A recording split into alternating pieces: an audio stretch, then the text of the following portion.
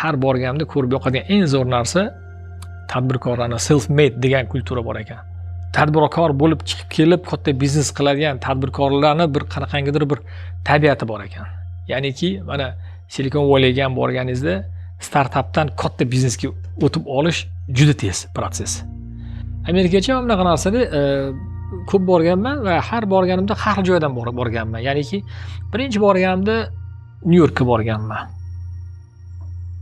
Amerikani ko'rdik, xursandmiz. Statuya Svobodani ko'rdik, xursandmiz. Keyingi safar borganimda Los Anjelesga bordim. Har gal borganimda ko'p shaharda bo'laman, kirib kelishimda Los Anjelesdan bo'ladi. Lekin ko'p ta'sir qildirgan joyi meni menimcha bu galgisi bo'ldi. Bu galgi safarim bo'ldi.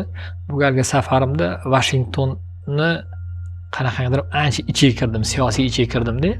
Senator Rubio bilan uchrashuvga taklif qilinganda o'sha zalda turib, u zalning oddiyligini ko'rdim-da.